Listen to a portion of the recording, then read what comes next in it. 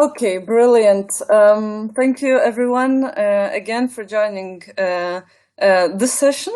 And here, it's my pleasure to introduce the next speaker in this session. And the next speaker is Jakub Keitman from DG Communications Networks Content and Technology, which is DG Connect. And today he will be presenting another initiative of the European Commission, which is Digital Skills and Jobs Coalition. Many of you have probably already heard about it, and I'm sure that Jakub's presentation will inspire you to join this work. So, Jakub, the floor is yours.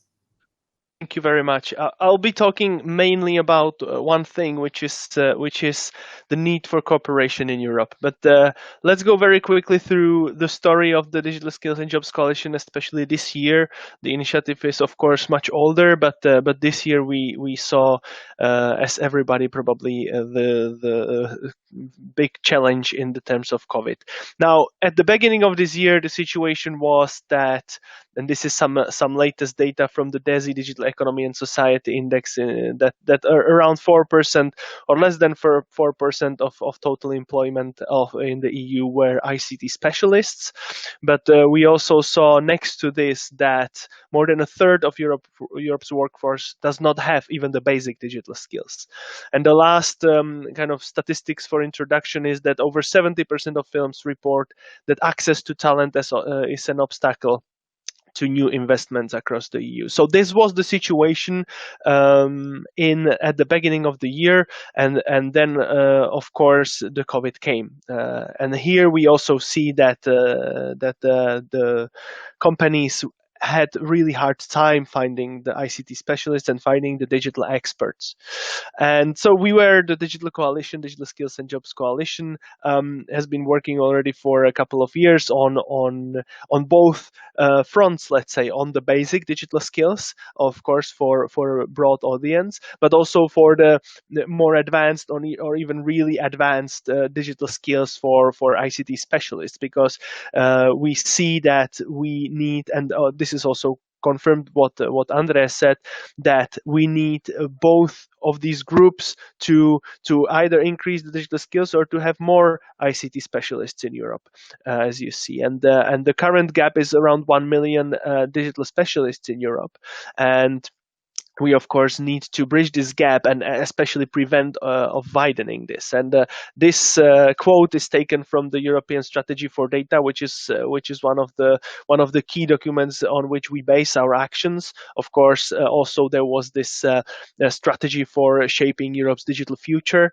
and then other strategies such as Andrea already mentioned them: the industrial strategy, including the SME strategy, the skills agenda for Europe, or most recently the digital education action plan. So these are basically the strategies and the legal documents that we base our actions on, and that the coalition aims to then deliver the concrete actions. Now, the coalition, I guess many of you will already know what the coalition means, but for those who don't know yet, so currently it's a partnership. It's a multi-stakeholder partnership of around 500 members. We have, of course, social partners, training providers, companies, educators, of course, also representatives of member states. But what is key to this is that in 24 countries in Europe, we have also national digital skills and jobs coalitions. And these often have involved ministries, education providers such as universities, and of course, businesses. And I guess many of you are members of the national coalitions. And in the time of COVID, we saw that these partnerships, such as the European Digital Skills and Jobs Coalition or the national coalitions, played a very important role in delivering and in helping the society and different groups of stakeholders to cope with the restrictions. So what we did in basically immediately in March when the lockdown started, we tried to think how can we be best of help, how can we really help to enable cooperation and sharing of best practices, because this is what we heard that the national coalitions and the community really struggled with. And so we organized a series of webinars. We had every time basically all the national coalitions present, and really to enable the sharing of good practices. We called for pledges under the Digital Skills and Jobs Coalition, and I will talk about it in a second. And we really helped to share resources and share good practices. So we set up a website, a page on our website, where the coalitions could submit what they do just in relation to COVID, so that others can learn from that, and others can also think about how to bring the lessons learned from other countries and to bring it home. Now, first, let's have a look at the pledge viewer. There we had around 70 new pledges, and you can see some of them that I selected.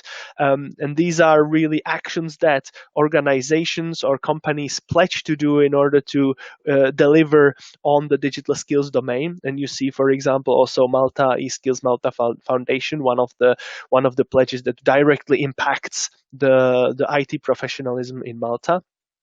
And as I said, we also enabled, or we created this page where national coalitions can share their good practices and their success stories. And we had, these are just some examples, we had probably around 50 new best practices and success stories from the national coalitions. Elements of AI from Finland, Technology Ireland ICT SkillNet, or Digital Innovation Hub in Lombardy were just some of them. Now, this all leads to a bigger project that is currently in the making. It's been around already for several months or almost more than a year, but now it's really starting to take shape. And it's the Digital Skills and Jobs platform. And this tool should be really the one-stop shop for digital skills in Europe.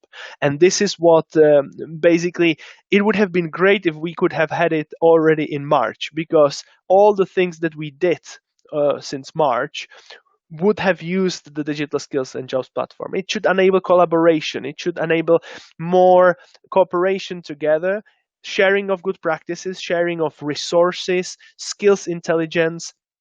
This should really be a place where, if you are a stakeholder in digital skills and jobs, or you just are someone who needs to learn what is going on in Europe about digital skills, this is the place to go.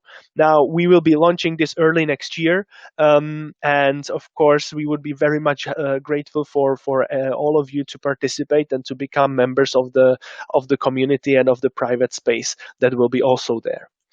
Now, where are the future opportunities as we see it for IT professionalism, but for digital skills in general?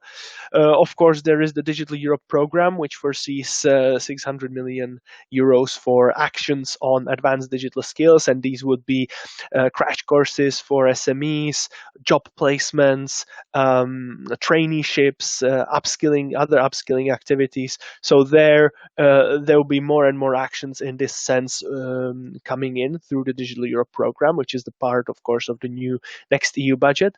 There is a big push for digital in the Recovery and Resilience Facility, and you might have heard that 20% of what the countries be doing to recover from COVID and to be more resilient. So 20% of these investments will need to be targeted in digital. Of course, not only skills, but also infrastructure. But skills are an important part of that. And we see that already many countries actually want to take a meaningful action on skills also on their level. As I said, we are building the Digital Skills and Jobs platform, which will be a tool for the Digital Skills and Jobs Coalition to really deliver the actions and to deliver an impact of bringing or bridging the digital skills gap. And last but not least is the Digital Innovation Hubs, which are, of course, part of the bigger package of the industrial strategy and SME strategy, where these hubs in all around Europe will be will be helping companies to deliver the digital transformation, and will be providing expertise. So that is also a big opportunity for organizations and companies to become more digital and to go through digital transformation. My last message to you, and a conclusion, would be that EU institutions will definitely not be able to reach the critical mass and do all the actions alone. We can provide a framework, we can provide incentives, but we need to stimulate the partnerships, encourage collaboration, and especially involve all the stakeholders to really ensure that we have sufficient number of skilled IT professionals in Europe, and not only the IT professionals, of course, but also people with basic digital skills. So we really count on everyone's involvement, and the pledges and the platform and the national coalitions. These are our tools, or our channels to make this policy objectives happen. Thank you very much. Well, brilliant. It's a very interesting presentation, Jakob. Thank you very much. And I see there was a question from Andrea Lampe, who is asking whether you could already share a page, the link to the coalition's good practice. Yes, I'm going to share it in the chat in the next session. So once we jump all in, I will just paste it in the chat, so you can have all the overview of all the good practices and also all the pledges. That's brilliant. And we will also share, of course, this link with all the participants after the event. So I see no other questions. So thank you very much for this interesting Thank you, presentation. Ostea. Thank you. Okay, we join next Good session. luck. Thank you. Bye-bye. Bye.